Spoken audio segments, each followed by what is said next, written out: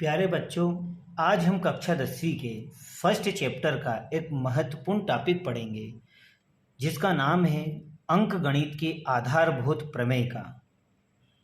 मान लीजिए कि हमारे पास में 210 एक भाज्य संख्या है। भाज्य संख्या है जिसके हम उभयनिष्ठ गुणनखंड के रूप में व्यक्त कर सकते हैं। जब मैं इसे उभयनिष्ठ गुणनखंडों के रूप में व्यक्त करूंगा तो इसे मैं जब फैक्टर करता हूं तो यह 2 से जाता है, 2 एक कम 2 और भागने जा उसकी 0 और 2 पंजे 10। फिर यह 3 से जाएगा 35 बार और 5 से जाएगा 5 सत्तो 35 और 7 एकम 7। तो मैं यहाँ देखता हूँ कि 210 के उभयनिष्ठ गुणनखंड मेरे पास 2 × 3 × 5 × 7 प्राप्त होता है। तो हमारी अंकगणित की आधारभूत प्रमेय का क्या कहती है कि प्रत्येक भाज्य संख्याओं को अभाज्य संख्याओं के एक गुणनखंड के रूप में व्यक्त किया जा सकता है तथा गुणनखंड अभाज्य गुणनखंडों के आने वाले क्रम के बिना अद्वितीय होगा। कहने का मतलब यह है कि यदि इसके क्रम को ध्यान न रखा जाए और इसके क्रम को बदल दिया जाए, जैसे उदाहरण के लिए 3 × 2 × 7 × 5 या मैं इसे 5 × 7 × 3 × 2 के रूप में अगर मैं लिखता हूँ तो इसके गुणनखंड और इसके गुणनखंडों में कोई फर्क नहीं होता है।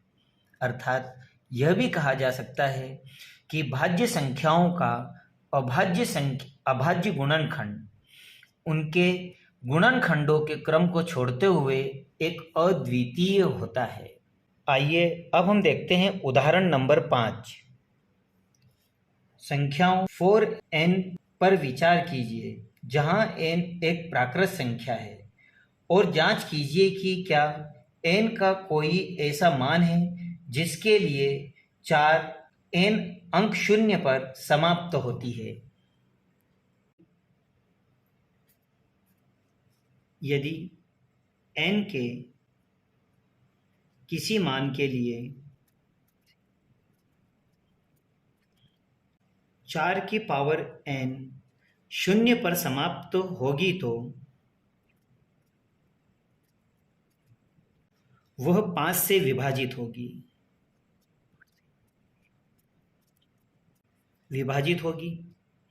अर्थात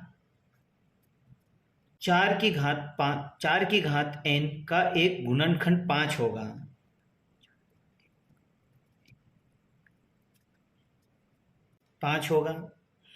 अगर कोई संख्या 4 की घात n 0 पर समाप्त होगी तो वह 5 से भी विभाजित होगी। अर्थात 4 की घात n का एक गुणनखंड 5 होगा। लेकिन 4 की पावर n को मैं 4 के टुकड़े इस तरह से भी कर सकता हूं, इस तरह से मैं लिख सकता हूं, या इसे मैं 2 की घात 2 n के तौर पे लिख सकता हूं। जब मैं 2 का मल्टीप्लाई n में करता हूं तो मेरे पास आता है 2 की पावर 2n। यहां हम देखते हैं कि जो 4 की घात n के अभाज्य गुणनखंड में केवल अभाज्य संख्या 2 ही प्राप्त होती है। हमारे पास में अभाज्य संख्या सिर्फ 2 ही प्राप्त हो रही है। तो हम लिखेंगे यहां पर कि यहां हम देखते हैं कि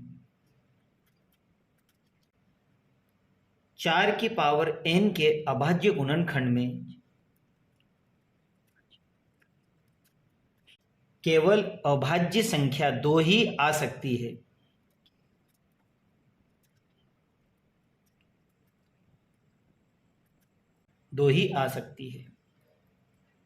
तो गणित की आधारभूत प्रमेय के अनुसार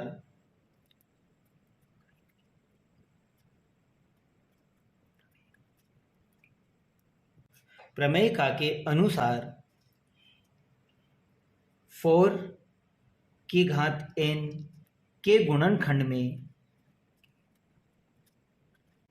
संख्या 2 के अतिरिक्त कोई गुणनखंड नहीं है।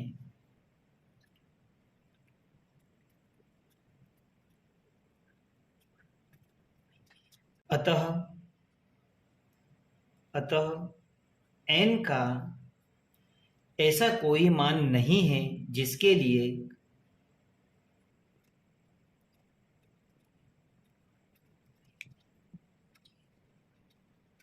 जिसके लिए 4 की घात n अंक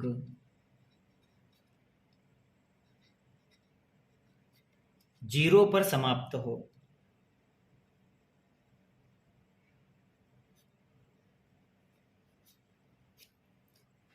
यह आपका थ्योरम के अनुसार आपका ये सवाल हुआ।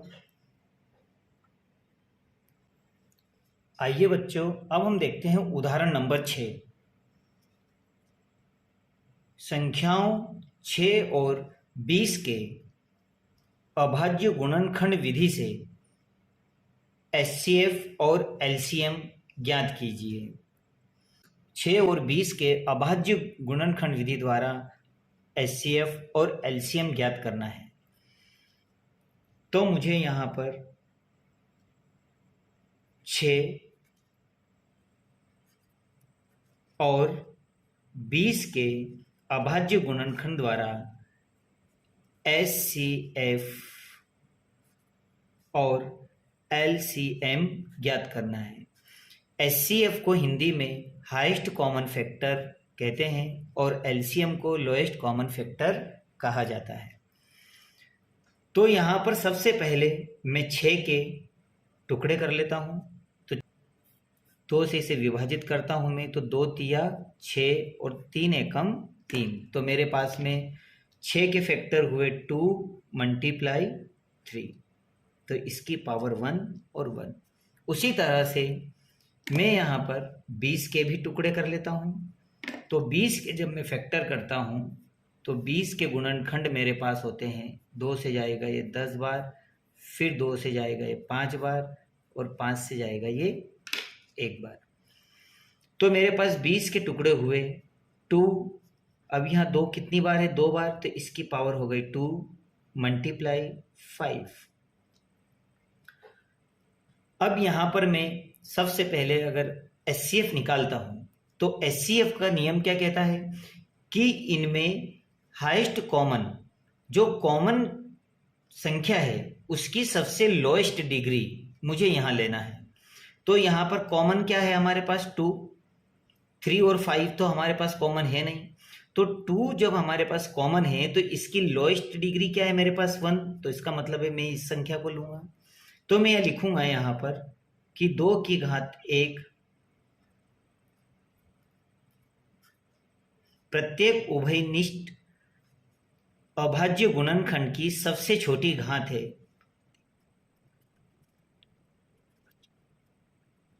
खंड की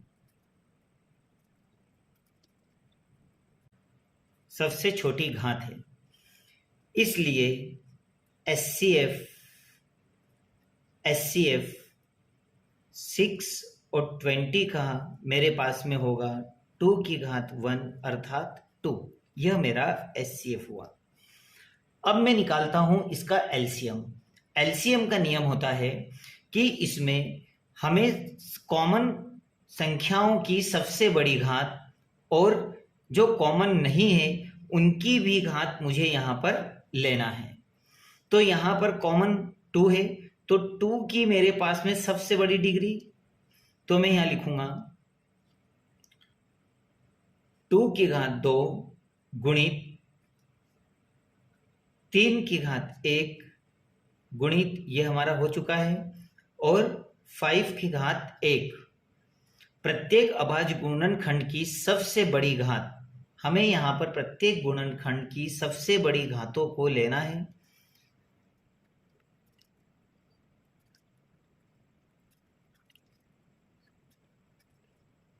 सबसे बड़ी घात, तो इसका एलसीएम क्या होगा? एलसीएम होगा मेरे पास में 6 और 20 का बराबर 2 की घात 2 मल्टीप्लाई 3 की घात 1 मल्टीप्लाई 1। अब 2 को अगर मैं टू टाइम्स लिखता हूं तो 2 टू ज़ा 4 मल्टीप्लाई 3 मल्टीप्लाई 5 और इनका जब गुणा किया जाता है तो मेरा उत्तर आता है 60। तो इस तरह से हमने देखा है कि अगर हम एचसीएफ निकालते हैं तो एचसीएफ के लिए हम यहाँ पर कॉमन डिग्री सबसे छोटी वाली डिग्री को हम लेते हैं, लेकिन जब एलसीएम लेते हैं तो एलसीएम के लिए मुझे कॉमन की सबसे बड़ी डिग्री को ही यूज़ करना है और जो कॉमन नहीं है उसकी भी हमें हाईएस्ट डिग्री को यहाँ पर लेकर इनको मल्टीप्लाई कर देना है।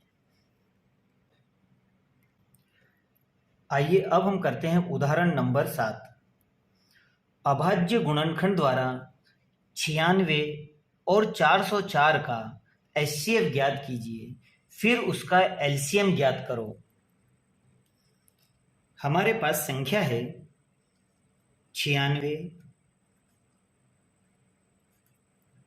और 404 का हमें निकालना है एचसीएफ और एचसीएफ निकालने के बाद में मुझे निकालना है इसका एलसीएम। तो इस सवाल को करने के लिए सबसे पहले मैं 96 के फैक्टर करूंगा। तो 96 के फैक्टर हमने पहले के सवालों में भी हमने फैक्टर करना सीखे हैं। तो 96 के फैक्टर होंगे मेरे पास में 2 से जाएगा ये 48, फिर 2 दूनी 4 और 2 चौक 8, फिर 2 से 2 एकम 2 और 2 दूनी 4, 2 छंग 12, 2 तिया 6 और 3 एकम 3। तो मैं यहाँ पर इसके फैक्टर देखता हूँ। 2 के जो मेरे पास टुकड़े हो रहे हैं वो 1 2 3 4 5, यानी मैं यहाँ लिखूंगा 2 की घात 5 गुणित मेरे पास बच रहा है 3, मतलब 3 की घात 1। अब मैं टुकड़े करता हूँ 404 के। तो 404 के फैक्टर होंगे मेरे पास 404, यह भी 2 से विभाजित हो रहा है, तो 2 दूनी 4, 2, फिर 2 से 2 एकम 2 और 2 एकम 2, और अब मेरे पास में यह जा रहा है 101 से एक बार में। तो इसके टुकड़े मेरे पास में हो रहे हैं यहाँ पर 2 बार है, तो 2 की घात 2 गुणित 101, यह इनके टुकड़े हो गए। अब मैं निकालता हूं इसका एचसीएफ। तो एचसीएफ के लिए मुझे क्या देखना होता है, तो प्रत्येक घात की सबसे छोटी घात, प्रत्येक उभयनिष्ठ संख्या की सबसे छोटी घात मेरे पास क्या है, 2 है। तो मैं यहां लिखूंगा 2 की घात 2 प्रत्येक उभयनिष्ठ अभाज्य गुणनखंड की सबसे छोटी घात।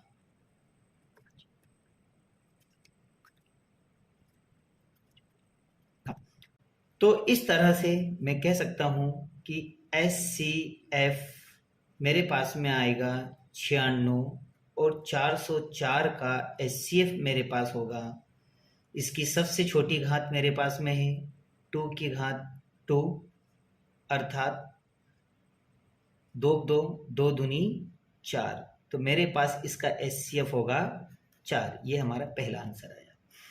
अब इसने कहा है कि एचसीएफ निकालने के बाद में आपको निकालना है इसका एलसीएम। एलसीएम हमने इसके पूर्व के सवाल में ज्ञात करने का सूत्र सीखा था, तो मैंने आपको सूत्र कहा था याद करने के लिए। तो इसका फार्मूला था दोनों संख्याओं का गुणनफल बराबर होता है एचसीएफ मल्टीप्लाई एलसीएम। यह हमारा फार्मूला हुआ। अब दोनों संख्याएं कौन सी, दोनों संख्याएं मेरे पास में है 96 मल्टीप्लाई 404। इसमें मैंने एचसीएफ क्या निकाला 4 और एलसीएम मुझे फाइंड करना है। अब चूंकि 4 एलसीएम के साथ मल्टीप्लाई कर रहा है तो यहाँ के क्या करेगा, डिवाइड कर लेगा। तो 96 मल्टीप्लाई 404 इक्वल एलसीएम और अपॉन में 4 से यह डिवाइड हो जाएगा 4 एकम 4, 101 बार। और 101 का जब मैं 96 में मल्टीप्लाई करता हूं तो मेरा एलसीएम कितना आ जाता है, इन दोनों का मल्टीप्लाई होगा LCM, LCM 96 और 404 बराबर मेरे पास में बचा है 96 मल्टीप्लाई 101, क्योंकि 96 ये और 101 ये, और इन दोनों का मल्टीप्लाई होता है मेरे पास 9696।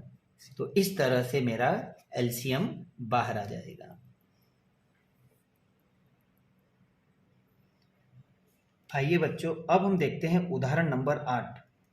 संख्या 6, 72 और 120 का अभाज्य गुणनखंड विधि द्वारा एचसीएफ और एलसीएम ज्ञात कीजिए। मेरे पास संख्या है,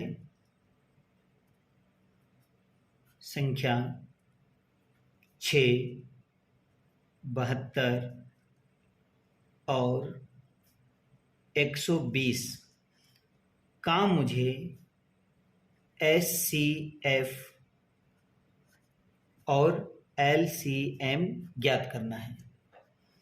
हमने जो पूर्व में सवाल किए हैं ठीक उसी तरह से मैं पहले 6 के फैक्टर कर लूँगा, फिर 72 के और 120 के मैं फैक्टर कर लेता हूँ। तो मेरे पास में 6 के फैक्टर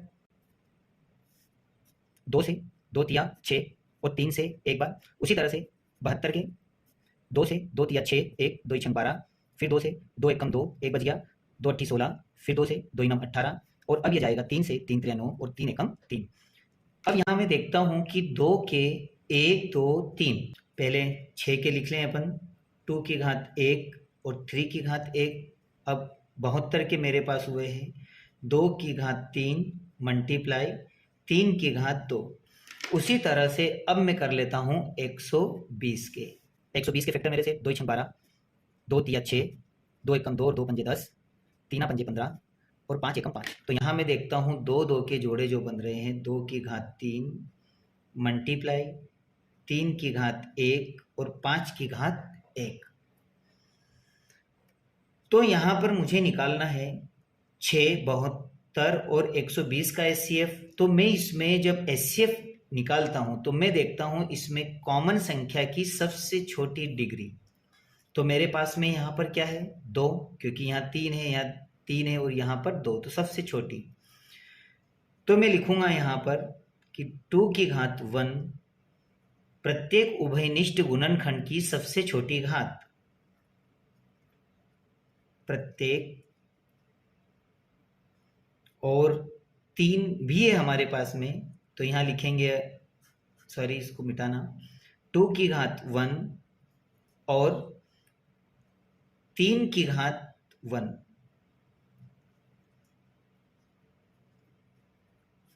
प्रत्येक उभयनिष्ठ गुणनखंड की सबसे छोटी घात।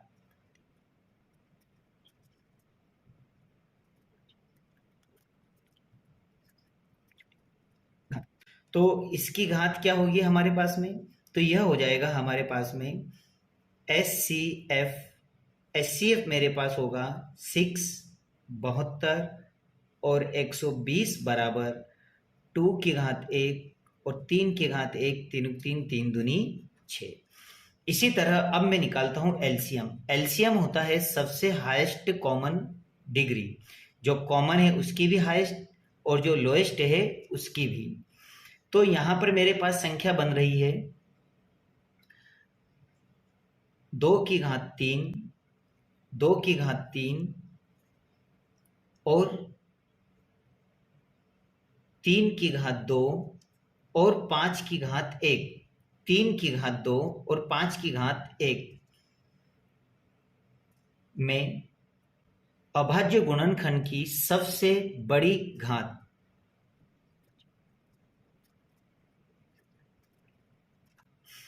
तो इस तरह से मेरे पास में एलसीएम आएगा 6, 72, 120 का 2 की घात 3 मल्टीप्लाई 3 की घात 2 मल्टीप्लाई 5 की घात 1। जब मैं इसे गुणा करता हूँ तो 2 2 2 4 4 4 4 दूनी 8 और 3 3 6 3 3 9 और 5 एकम 5, और इनका गुणा होगा 8 9 72, 72 पंजे 360। तो यह आपका HCF है और ये आपका LCM है। उम्मीद है कि आप बहुत ही अच्छी तरीके से LCM और HCF निकालना सीख गए होंगे। अब हम मिलते हैं नेक्स्ट प्रश्नावली में, जिसमें हम और भी सवालों को सीखेंगे। तो मिलते हैं अगले वीडियो में।